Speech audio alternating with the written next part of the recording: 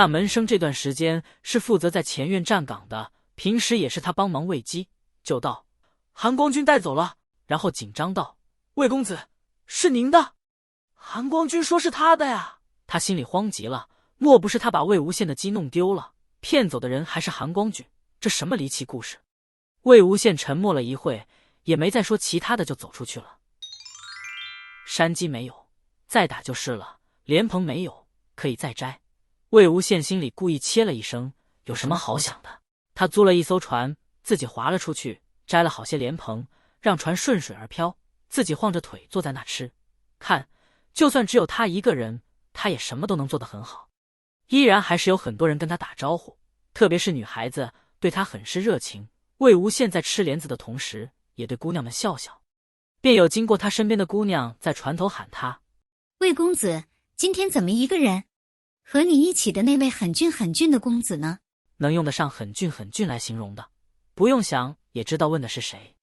魏无羡看看他，姑娘满面笑意，晨光下面颊微微泛些红润，娇羞的可爱。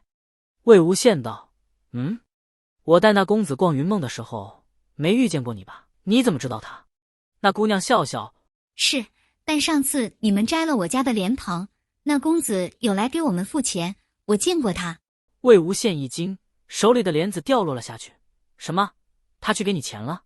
姑娘又道：“不只是我家呀，你们那天摘的所有莲塘家，那公子都把钱给了，实在是太有礼了，长得又俊。”然后还调笑了一句：“你不知道我们有多少人为此，这几天一直在莲塘里转悠，就想再见见那位公子呢，谁知你们都不来了。魏公子，你把人藏哪了？”那一天蓝忘机回来的很晚，原来并不是去除祟了，也不仅是去找那水鬼老头摘了莲蓬，他还一家一户找了过去。这么多个莲塘的主人，怕是要走上10几里路，蓝忘机一个话那么少的人，为了找到这些人家，得花多少时间去询问？如果叫上他一起，事情会简单得多，但是蓝忘机并没有，甚至提都没提。那个因为他说了好吃就会去给他摘莲蓬的人，那个走了10几里路就为了帮他付钱的人，那个把他随手打的山鸡都当成珍贵礼物的人。魏无羡忽然抓起桨，边向岸边划去，边喊道：“那公子心里有人了，你们没有机会了，别想了。”魏无羡匆匆跑回莲花坞，抓着门口站岗的门生就问：“韩光君是怎么离开的？你有看到吗？遇见了？”门生被他那么着急的语气吓了一下，道：“没看到，但我看他是往码头的方向走的。不过，我想韩光君应该不会遇见吧，毕竟还提着2只鸡。”魏无羡拍着他肩膀，夸道：“对，就是这样，你说的对。”他说完就急匆匆地跑进莲花坞，随后门生就见他骑着马，风风火火地走了。门生忙喊道：“魏公子，你去哪？”他速度太快，一句话最后变得极为小声，随着风一起消散了。“什么？追击？”莲花坞内，江澄看着各种宴会的请帖，他也不知道这些人怎么能开那么多宴会，烦都要烦死他了。门生前来找他禀报：“宗主，昨日韩光君回去了。”江澄道：“我知道。”韩光君还把鸡带走了。江澄觉得好他娘的无语，不过还算能接受，道：“带走就带走吧。”宗主，刚才魏公子也走了。江澄奇怪道：“魏无羡，他去哪了？”魏公子说他追鸡去了。江澄更他娘的无语了，这些人是有多喜欢那2只鸡？其实包括蓝忘机的行为，江澄都无法理解，只想狂翻几个白眼，但在门生面前，他还是要维护一下形象，便道：“追，就让他去追吧。”那门生就继续道：“骑的是您的马。”什么？撕拉一声，江澄一激动，把手里的请帖给撕了。从一艘船上发出鸡的打鸣声是很奇怪的，引得附近船上的人纷纷抬头望去，却见那船头坐着一个长相极其俊美、气质优雅的白衣公子，正在静静地看着书，黑发与他头上的白色墨额迎着风在翻飞，将他清新脱俗的气质衬托得更是不凡，真如神仙一般，令人惊叹。如果他的旁边不是放着2只巨肥的鸡的话，怎么会有人坐船带鸡？不对，应该说怎么会有如此超凡脱俗的人带着鸡？不过说来，这公子也是神奇的很，也不嫌那2只鸡丑，不管众人投过来的奇怪目光，只认真看着他的书，仿佛尘世间的任何喧嚣都与他无关。船家在船尾撑着船，本来这神仙公子他也是觉得很奇怪的，不过人家有钱，给的还大方，没有零钱直接让他不要找了。而且这一路上来一点麻烦事都没有，还安静得很，这么好的雇主上哪里找去？船家对他介绍道：公子，前方就是云梦地界最后的码头了，镇子很热闹了，您可以在那里休整休整，买买特产什么的，我们再出发。蓝忘机并没有马上回答，侧手看着这道长长的水路，悠悠水光粼粼，一眼望不到尽头。他已经走了很远了，肯定是什么都望不到了，但他还是不舍得望了回去。好一会才道：好。船家靠了岸，不是很贵重的东西可以放在船上，船家和码头的人会帮忙照看。蓝忘机又付了些银子，嘱咐了船上有重要的活物，请小心，便上了岸。他本不需要休整或者买什么土产，只是离了这里就出了云梦了。蓝忘机这次花了那么多时间与精力，最后还是离开了。他已经不知道下次还能用什么借口与魏无羡相见，或许并不会有下一次，或许他们本就不该相见。蓝忘机闭眼微微一叹，很是无奈。无奈的是，心里的那份悸动始终不舍，始终无法放下。他自以为能不染凡尘，却怎么都无法避开那个人。